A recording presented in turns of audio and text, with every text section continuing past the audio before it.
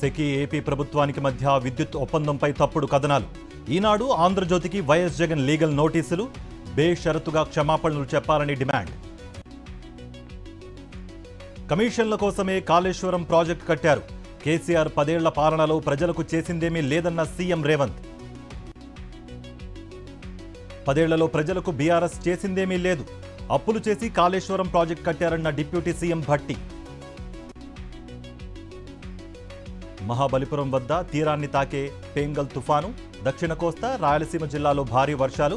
విశాఖ నుంచి వెళ్లే పలు విమానాలు రద్దు. పేంగల్ తుఫాను ప్రభావంతో తమిళనాడులో భారీ వర్షాలు. చెన్నై ఎయిర్పోర్ట్ను మూసివేసిన అధికారులు.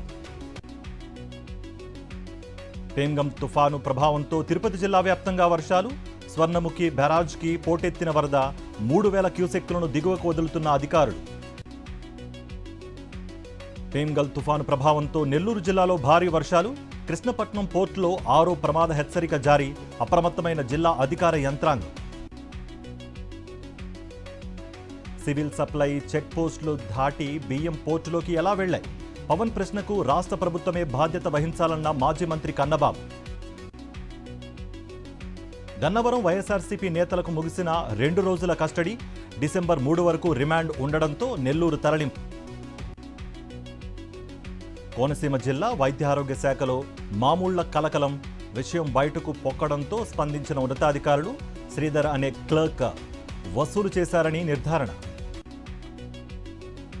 పేదల సంక్షేమం, రైతులకు ఇచ్చిన హామీలను నెరవేర్చేందుకు కాంగ్రెస్ కృషి చేస్తోంది. ధాన్యం కొనుగోళ్లలో దళారీ వ్యవస్థ లేకుండా చర్యలు తీసుకున్నామన్న మంత్రి శ్రీధర్ బాబు. ఆర్టీసీ బస్సులు లేక వెలవెలబోయిన వనపర్తి డిపో. పట్టణం నుంచి గ్రామాలకు వెళ్లడానికి అవస్థలు పడ్డ ప్రజలు. తెలంగాణలో సంస్థాగతంగా బలోపేతమే లక్ష్యంగా కమలనాథుల అడుగులు. 35 లక్షలకు పైగా సభ్యత్వ నమోదు పూర్తి చేసుకున్న బీజేపీ సంస్థాగత ఎన్నికలపై ఫోకస్. హైదరాబాద్లోని ఇరిగేషన్ ఏఈ నికేష్ ఇంట్లో ఏసీబీ సోదాలు. ఆదాయానికి మించి ఆస్తుల కేసులో తనిఖీలు.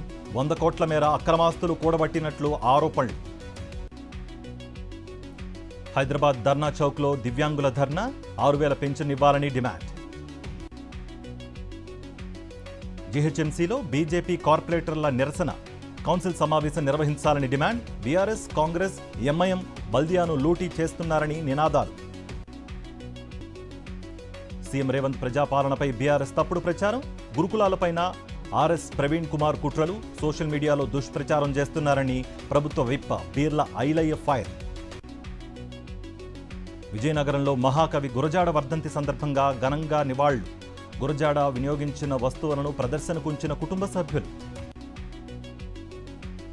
రామలింగేశ్వర స్వామికి గురజాడ పురస్కారం అందజేసిన సుప్రీం మాజీ చీఫ్ జస్టిస్ ఎన్వి రమణ. ప్రపంచవ్యాప్తంగా తెలుగు భాష కోసం విశేష సేవలు అందించిన 7గురికి సన్మానం. సిద్దిపేట జిల్లా చేరియాలను రెవెన్యూ డివిజన్గా ప్రకటించాలని జేఏసీ దీక్ష. భౌగోళికంగా, చారిత్రకంగా, రాజకీయంగా అన్ని అర్హతలు ఉన్నాయని వెల్లడి. మహబూబాబాద్లోని ఆదర్శ పాఠశాలలో జిల్లా స్థాయి వైజ్ఞానిక ప్రదర్శన. కలెక్టర్ హాజరు కాకపోవడంపై బీఆర్ఎస్ నేతల ఆగ్రహం.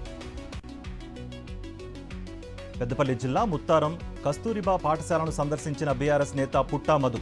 విద్యార్థుల భవిష్యత్తును కాంగ్రెస్ నాశనం చేస్తోందని విమర్శ. చెన్నూరు జూనియర్ సివిల్ కోర్టులో అధికారుల సమన్వయ సమావేశం. డిసెంబర్ 14న జరిగే జాతీయ లోక్ అదాలత్ విజయవంతం చేయాలని జడ్జి పిలుపు. ఎయిడ్స్ దినోత్సవం సందర్భంగా విజయనగరంలో భారీ ర్యాలీ. నివారణపై అవగాహన నినాదాలు చేసిన విద్యార్థులు, వైద్య సిబ్బంది.